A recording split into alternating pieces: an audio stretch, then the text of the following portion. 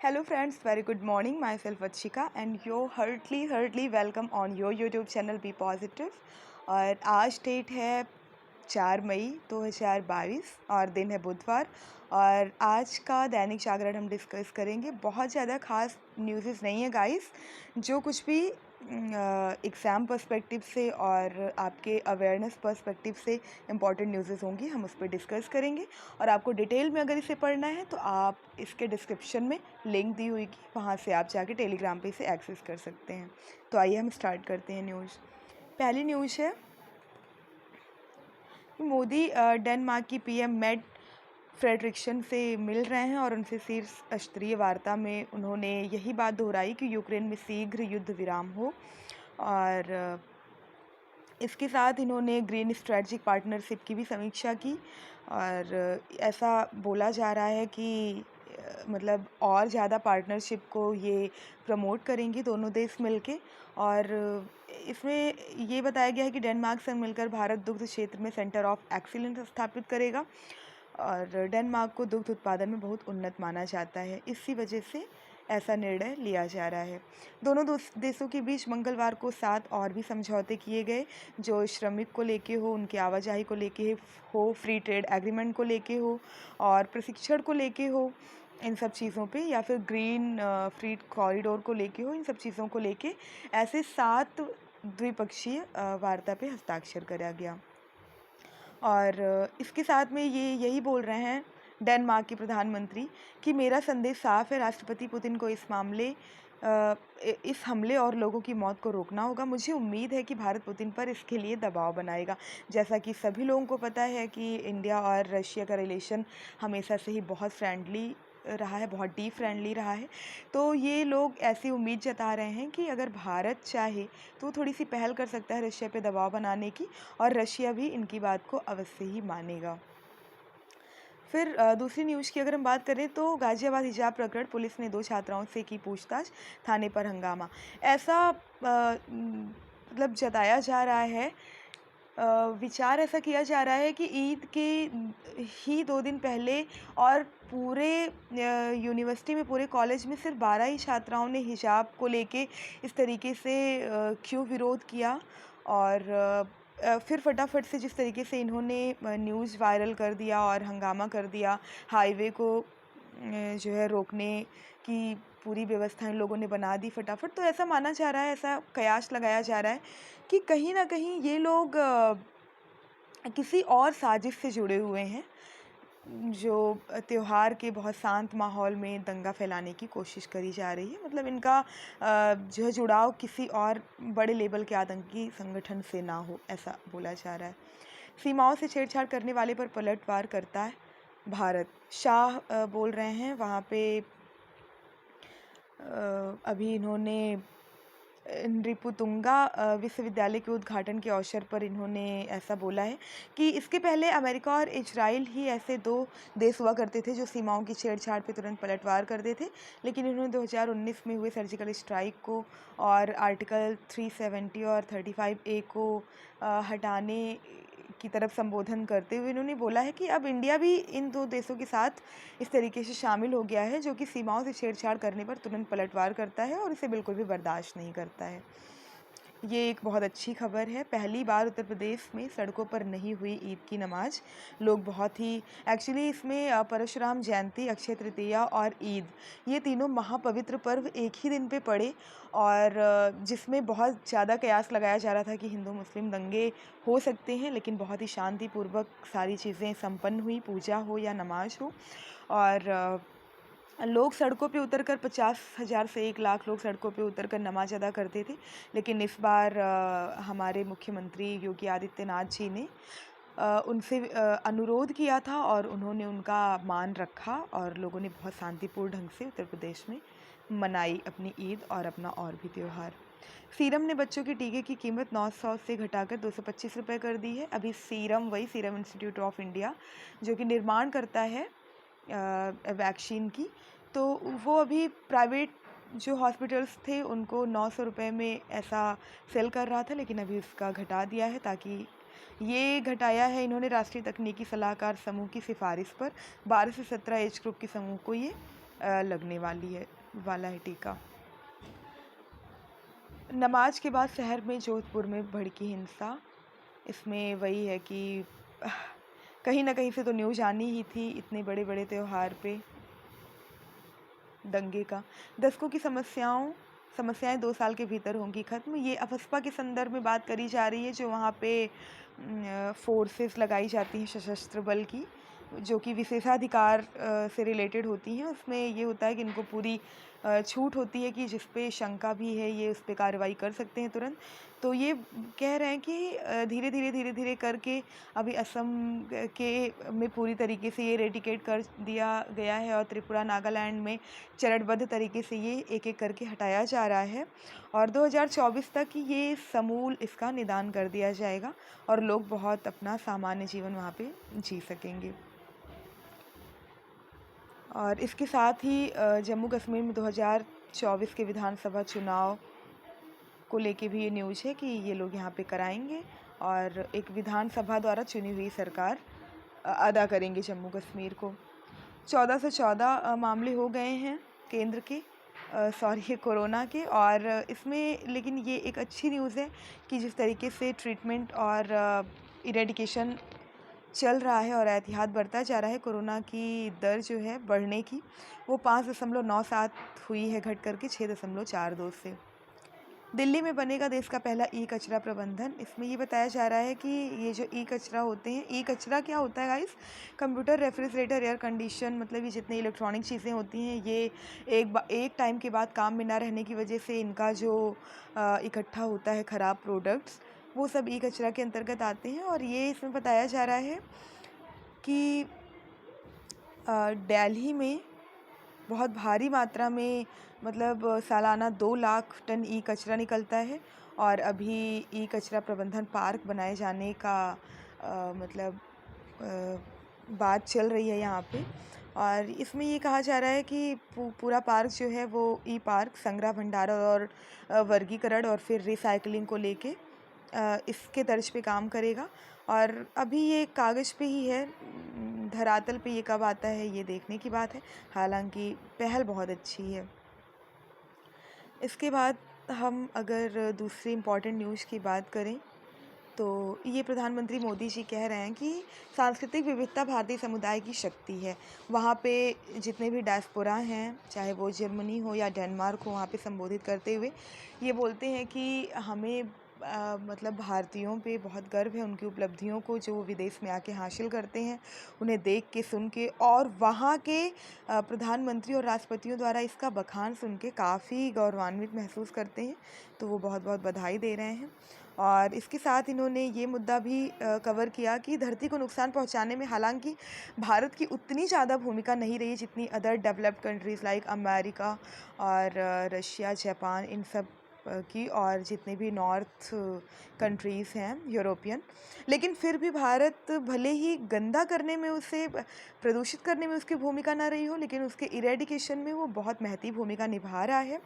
और 2070 तक net zero carbon emission का लक्ष्य भी रखा गया है। और इसके साथ में इन्होंने ये भी एक बात कही है कि जो भी भारत में इस टाइम, जबकि ईज़ ऑफ इन्वेस्टमेंट और ईज़ ऑफ डूइंग बिजनेस इतना सरलीकरण उसका कर दिया गया है हर लेवल पे, इस टाइम पे भी अगर कोई निवेश से चूक गया तो वो बहुत पछताएगा बाद में। इंटरनेट पे अभी FOMO, fear of missing out, यानी कि आप चूक गए और उसका डर, इस वर्ड को जो इंटरनेट पे बहुत फेमस था यहाँ पे यूज़ किया। और उसके तहत इन्होंने समझाने की कोशिश की कि अभी वो भारत उस तरीके का नहीं रहा जो बहुत ही जटिल व्यवस्थाओं से जूझ रहा था। अभी बहुत सारी चीज़ें ईज़ फॉर्म में आ गई हैं, तो आपको बहुत बढ़ चढ़ के निवेश में हिस्सा लेना चाहिए और भारत के इकोनॉमिकल डेवलपमेंट में अपना भी नाम ऐतिहासिक रूप से दर्ज कराना चाहिए। कृषि क्षेत्र में दूसरी न्यूज़ है, कृषि क्षेत्र में शोध और विकास के लिए जर्मनी देगा वित्तीय मदद। अभी आपने देखा कि ग्रीन एनर्जी के लिए, हाइड्रोकार्बन एनर्जी के लिए जो है 10.5 अरब डॉलर देने की बात कही थी। अभी कृषि और अनुसंधान क्षेत्र में विकास में भी और प्राकृतिक संसाधनों के प्रबंधन में भी जो है जर्मनी लगभग 2400 करोड़ रुपए, यानी कि 30 करोड़ यूरो की भारत को मदद करेगा। और इसके साथ में ही दोनों देशों के विज्ञानियों का संयुक्त दल मत्स्य डेयरी और अन्य बागवानी उपज के साथ मूल्यवर्धन वैल्यू एडिशन मतलब किस तरीके से कर सकते हैं कि आधुनिक तकनीकों पर भी अनुसंधान करेगा साथ में। तो ये एक बहुत अच्छी पहल है। अगर ऐसा होता है तो हमें बहुत ज़्यादा हाइक देखने को मिल सकता है। ये एक छोटी सी न्यूज़ है जो आपको जाननी चाहिए। कभी कभी ऑप्शंस में दे देते हैं। 16% की वृद्धि दर्ज की है उत्तर प्रदेश ने अप्रैल 2021 की तुलना में अप्रैल 2022 में अपने जीएसटी रेवेन्यू में। ये आप थोड़ा सा ध्यान में रखिएगा। इसके बाद अगर हम अन्य इम्पॉर्टेंट न्यूज़ की बात करें तो 7.83% हो गई है बेरोजगारी दर अप्रैल महीने में, जहां एक और जीएसटी इतनी तेज़ी से बढ़ रही है और जीडीपी में भी थोड़ा सा उछाल देखने को मिला है निर्यात संबंधी चीज़ों को लेके।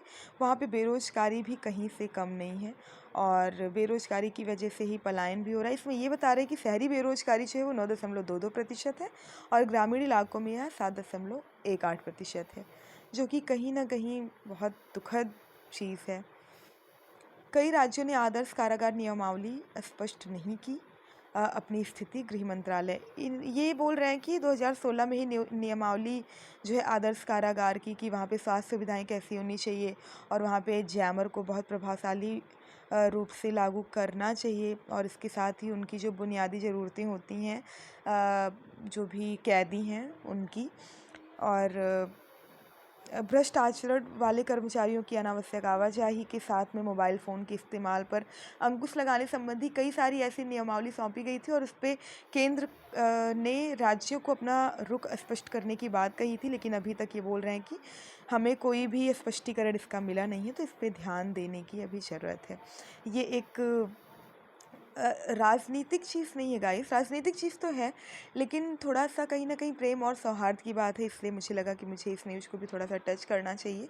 मुजफ्फरनगर में भगवा वस्त्र में नमाज पढ़ने पहुँचे समर गजनी, ये एक मुस्लिम है और ये जब भगवा कलर का ड्रेस पहने और उसके बाद इन्होंने भाजपा से ओथ प्रोथ जो है ऐसे दुपट्टा लिया, तो उसके बाद इन्हें बोला गया, वहाँ पे जितने भी लोग थे वो सब इन पे इनकी नज़र गड़ गई कि ऐसा ये कह रहे हैं कर रहे हैं, बहुत अच्छी बात थी। तो इन्होंने मतलब हालांकि इन पे किसी ने कोई तंज नहीं कसा, बस खाली देख ही रहे थे इन्हें, तो उन लोगों को देखते हुए इन्होंने ऐसा बोला कि ये भगवा रंग जो है ये किसी राजनीति का रंग नहीं है या किसी धर्म का रंग नहीं है, ये प्रेम और मोहब्बत का रंग है जो कि हर धर्म में सामान्य रूप से होता है और समान रूप से भी होता है। तो ये एक मोहब्बत वाला रंग है और भगवा रंग मोहब्बत का प्रतीक है, इसलिए मैंने इसे धारण किया है। और जिस तरीके से इतना सुंदर माहौल है ईद और पूरे रमज़ान के मौके पे, तो मतलब ये चीज़ इन्हें टच की है, कोई राजनीति या कोई धर्म की वजह से इन्होंने ऐसा नहीं किया है। तो हमें भी इनसे सीख लेनी चाहिए कि मतलब खुशी जो है किसी भी पर्टिकुलर इंसान की या समूह की, वो जो है किसी भी जाति धर्म और नेतागिरी से बहुत ऊपर होनी चाहिए। आखिरकार जीवन जीने का लक्ष्य भी खुश रहना ही है। ये एक चीज़ है कि भ्रष्टाचार की भेंट चढ़ा देश का पहला जन औषधि केंद्र। इसमें यही है कि किस तरीके से यहाँ पे ब्रांडेड दवाएं बेची जा रही थी जेनरिक के नाम पे और बहुत तरीके से यहाँ पे मुनाफा अलग अलग तरीके से कमाया जा रहा था। जेनरिक मेडिसिन्स वही होती हैं जो बहुत सारी 800 से ज़्यादा प्रकार की दवाइयाँ बहुत ही गंभीर बीमारियों के लिए भी यहाँ पे उपलब्ध कराई जाती हैं बहुत ही कम लेबल दाम पे, जिससे जो अंतिम वर्ग पे भी खड़ा हुआ इंसान है उसे ये दवाएं आसानी से पहुँच सकें। लेकिन अगर इसमें भी इतनी ज़्यादा छेड़छाड़ हो रही है तो फिर ये थोड़ा सा कार्रवाई करने योग्य बात है। इसके बाद ये थोड़ी सी न्यूज़ है, यूपी बोर्ड में 102 प्रश्न गलत पूछे अब बरसेंगे अंक। तो इसमें ये कहा जा रहा है कि गलत प्रश्न पूछने की वजह से जिन छात्रों ने गलत अटैम्प्ट किया या जिसने पूरी कॉपी ब्लैंक कर दी उनको भी सामान्य तौर पर जनरलाइज करके मार्क्स दे दिए जाएंगे। पहले चलाया जन आंदोलन फिर मशीन बना छेड़ी कचरे के खिलाफ जंग। इसमें ये है कि पहले इन्होंने जन आंदोलन छेड़ा था, इनका नाम है इसमें इनका नाम गाइस बहुत अच्छे से क्लियर नहीं हो रहा है। जलंधर के एक उद्योगपति हैं ये, अजय फल्टा करके है, बहुत अच्छे से नाम इनका क्लियर नहीं हो रहा है। तो ये उद्योगपति हैं, ये अपना पहले व्यावसायिक मतलब पैतृक व्यावसायिक बिजनेस रबड़ का करते थे। फिर इन्होंने एक मुहिम छेड़ी जिस पे इन्हें बहुत ज़्यादा अच्छा मतलब कुछ दिखा नहीं लोगों की जन भागीदारी। फिर उन्होंने कचरे के प्रबंधन के लिए मशीन का निर्माण ही कर डाला। पंजाब सरकार ने पहले उसे नहीं यूज़ में लाने की बात कही, मतलब उस तरीके से उनका रुख दिखा नहीं पॉजिटिव। तो बाद में फिर प्रधानमंत्री कार्यालय में इसका प्रदर्शन किया गया और फिर इसको यूज में ले लिया गया और इन्हें सम्मान भी दिया गया, इससे रिलेटेड सम्मानित भी किया गया। और इसमें ये है कि पहले ये उसका वर्गीकरण करता है जितने भी गीले और सूखे कचरे होते हैं, फिर उनको सूर्य की रोशनी और बहुत ही भारी ताप में उनको बैक्टीरिया फ्री किया जाता है, जो है ड्राई किया जाता है और उसके बाद उसको कंपोस्ट में बदलने के लिए छोड़ दिया जाता है। पूरे प्रोसेस में 21 दिन का समय लगता है। तो ये बहुत कारगर साबित होने वाली मशीन इन्होंने बनाई है। ये एक थोड़ा सा पर्यावरण से रिलेटेड न्यूज़ है। बालू खनन से वीरान हो रही नदियाँ, जिस तरीके से अभी आपाधापी मची हुई है, चाहे वो रिवराइन रिसोर्सेज हों या भूमिगत जल को लेके बात हो और सारी चीज़ें हों, तो ये कहा जा रहा है कि बालू जो है वो एक तरीके से गार्ड का काम करता है, भूमिगत जल को सेफ रखने का काम करता है। और इतनी तेज़ी से अगर उनका इतने मात्रा में खनन हो रहा है तो वो नदियों को बिल्कुल अंदर तक सुखा देगा और भूमिगत जल पर भी बहुत उसका नकारात्मक प्रभाव पड़ेगा। और इसको लेके पर्यावरण मंत्रालय ने यूएनएप ने यानी यूनाइटेड नेशन एनवायरनमेंट प्रोग्राम है एक, जो वर्ल्ड लेवल पे जो देखता है इन सब चीज़ों को, और उसके साथ हरित राष्ट्रीय हरित प्राधिकरण ने भी, नेशनल ग्रीन ट्रिब्यूनल जिसे हम एनजीटी कहते हैं, उन्होंने भी इससे रिलेटेड जाहिर की है अपनी चिंता को। खाली होते पहाड़ी गांवों की चुनौती, ये न्यूज़ है एक पलायन करने वाली, बहुत तेज़ी से पलायन कर रहे हैं वहाँ के लोग और हर मौसम में हर सीजन में करते रहते हैं, बहुत तेज़ी से वहाँ पे खाली हो रहा है। उसमें ये आधार दो बता रहे हैं। एक तो होता है पलायन की एक अच्छा जीवन जीने के लिए, बुनियादी चीज़ों को पाने के लिए, और दूसरा ये बता रहे हैं कि बेहतर स्वास्थ्य, मनोरंजन सुविधाएं, इन सब चीज़ों को लेके, बेहतर कृषि को लेके, और वहाँ पे जितने भी आपदाएं वगैरह आती रहती हैं तो इन सब चीज़ों को लेके ये लोग पलायन हर मौसम में करते रहते हैं। और हालांकि इसे रोकने के लिए प्रधानमंत्री ने काफ़ी बार अपने कई जगह के भाषण में बोला है कि पूरी तरीके से हम ये इंश्योर करेंगे कि उनको बुनियादी चीज़ें वहाँ पे मिलें, ताकि उन्हें अपनी जगह छोड़ के कहीं और ना जाना पड़े। क्योंकि ऐसा होता है कि ये अपनी जगह छोड़ के कहीं और जाते भी हैं तो जिस आशा में जाते हैं वो वहाँ पे भी वो चीज़ नहीं मिल पाती है, तो अपनी जगह पे रह के कुछ ऐसा अच्छा करें, ये बोला गया है। महंगी न्यूज़प्रिंट ने बढ़ाई प्रिंट मीडिया की मुश्किलें, अभी ये बोला जा रहा है कि बहुत तेज़ी से महंगी होती जा रही हैं, तो ये कहीं ना कहीं बहुत प्रॉब्लमेटिक है। निर्यात में दूसरी न्यूज़ है, बढ़ोतरी का सिलसिला जारी, अप्रैल में 24% की वृद्धि हुई और उसमें कौन कौन से पदार्थ हैं, पेट्रोलियम पदार्थ हैं जिसमें 113.21% की बढ़ोतरी हुई। इसके साथ में इलेक्ट्रॉनिक गुड्स के निर्यात में भी 64.04% की, केमिकल्स निर्यात में 26.71% की, गारमेंट व टेक्सटाइल निर्यात में 16.42% और फार्मा में 4% की बढ़ोतरी हुई। और इनमें अगर हम गिरावट की बात करें तो कुछ चीज़ों में गिरावट भी हुई है निर्यात में, लाइक जेम्स और ज्वेलरी है, इसमें पिछले बार के मुकाबले 2.11% की गिरावट भी दर्ज की गई है।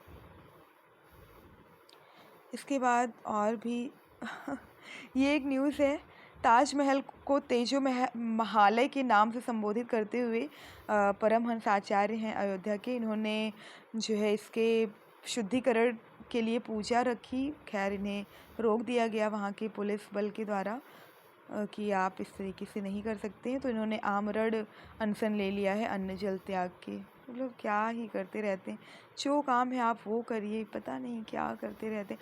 मान लीजिए गाइस आप शुद्धिकरण कर भी लेते हैं वो, तो वहाँ पे जो दफन किया गया है वो तो ऐतिहासिक है ना, आप उसका कैसे करेंगे?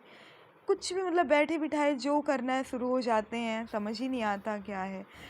भारत ने श्रीलंका को इस साल दी $3 अरब की अतिरिक्त मदद। जैसा कि आपको पता है, भारत का हमेशा से ही रुख रहा है जितने भी ज़रूरतमंद देश होते हैं, और ना सिर्फ पड़ोसी देश बल्कि और भी जितने वैश्विक स्तर पे दूर दराज के भी देश हैं, वो हमेशा मदद से पीछे नहीं हटता है।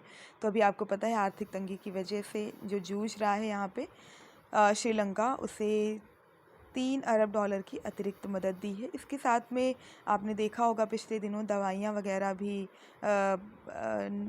घड़ियाल के थ्रू इन्होंने घड़ियाल विमान के थ्रू इन्होंने वहाँ पे पहुँचाया था। भारत में 2047 तक देश का हर बच्चा सुरक्षित और शिक्षित होगा। कैलाश सत्यार्थी, जो कि अभी नोबेल प्राइज़ से सम्मानित किए गए हैं अपनी बुक के लिए, तो वो कह रहे हैं कि 2047 जो कि 100वीं वर्षगांठ होगी भारत के आज़ादी की, तो उस टाइम तक हर बच्चा शिक्षित होगा और सुरक्षित होगा, ऐसा ये बोल रहे हैं। पत्रकारों के लिए पाकिस्तान 5वीं सबसे खतरनाक जगह। अंतर्राष्ट्रीय जर्नलिस्ट फेडरेशन ने जो है विश्व प्रेस स्वतंत्रता दिवस पे मतलब जो भी किया है सर्वे, उसके अकॉर्डिंग ये बताया है। इसके बाद हम और इम्पॉर्टेंट न्यूज़ की बात करें तो दर्द देने वाला मधुमक्खी का डंक अब दे रहा समृद्धि भी। तो इसमें ये कहा जा रहा है कि जो मधुमक्खी के डंक काफ़ी तकलीफ़ देते हैं, उनसे दर्द निवारक दवाएं भी बनाई जाती हैं, और इनके प्रोडक्शन के लिए काफ़ी हद तक जो राज्य सरकारें हैं, चाहे वो उत्तर प्रदेश का मथुरा कॉरिडोर हो या बिहार का हो, यहाँ पे बहुत तेज़ी से इनके प्रोडक्शन को मतलब समृद्धिकरण की तरफ लिया जा रहा है। राज्य सरकार और केंद्र सरकार की तरफ से भी, कौशल विकास मंत्रालय की तरफ से भी इनको काफ़ी प्रोत्साहन मिल रहा है। ये आप जानते हैं कि सेहत से रिलेटेड हमेशा कुछ ना कुछ शोध होते रहते हैं। तो इसमें एक ये शोध सामने आया है कि त्वचा के गैस बता देगी सेहत का हाल कि कैसा है, अभी क्या चल रहा है, कितना स्वस्थ हैं आप। टैगोर और विक्टोरिया के पवित्र संबंधों को उजागर करेगी इंडो अर्जेंटीनी फिल्म। ये विक्टोरिया एक्चुअली अर्जेंटीना की एक लेडी थी जिन्होंने इनकी गीतांजलि पढ़ के और इनसे काफ़ी प्रभावित हुई और इन्हें अपना आदर्श मानती थी। फिर इन्हें एक बार पेरू में इनको टैगोर जी को की सेवा करने का मौका भी मिला। एक बार उनकी तबीयत वहाँ पे जाने के बाद ख़राब हो गई थी, तो उन्हीं के पवित्र रिश्ते को उजागर करेगी ये इंडो अर्जेंटीनी फिल्म, जिसमें अभिनेत्री का रोल अर्जेंटीना से ही करेंगी। कोई लेडी हैं, एक्ट्रेस हैं, तो ये अगर आएगी तो काफ़ी देखने योग्य होगी। ये थी गाइस सारी न्यूज़, और जो भी होगा फिर आप डिस्क्रिप्शन में जाके वहाँ पे डिटेल में जो भी आपको लगेगा इंटरेस्टिंग पढ़ लीजिएगा। और यहाँ पे ये था कि आपको जैसे पता है कि भारतीयकरण पे चाहे वो हथियारों को लेके हो या न्याय को लेके हो या शिक्षा को लेके हो, स्वदेशीकरण और भारतीयकरण पे जोर दिया जा रहा है। तो मोदी जी और हमारे जो CGI हैं रमणा जी, उन्होंने भी इसी बात का पथ प्रदर्शन किया है कि स्थानीय भाषा में ही न्याय मिले। स्थानीय भाषा और भारतीयकरण का मतलब ये है कि जो न्याय मिले वो न्याय मिले भी और मिलता हुआ दिखे भी, यानी कि समझ में भी आए इस तरीके का न्याय हो कि जो न्याय पाने वाला तबका है सिर्फ कागजी कार्यवाही पे ही न्याय ना मिले, उससे भी समझ में आए कि हाँ मतलब मुझे इस तरीके से संबोधन मिल रहा है और मुझे डायरेक्टली ये चीज़ कही जा रही है। तो यही कह रहे हैं कि स्थानीय भाषा में न्याय मिले यहाँ पे। तो ये थी जितनी भी इम्पॉर्टेंट न्यूज़ हमें लगी। बाकी आपको जो पढ़ना होगा आप जाके टेलीग्राम से एक्सेस करके पढ़ लीजिएगा। इसके साथ बहुत बहुत धन्यवाद। अपना ध्यान रखिए।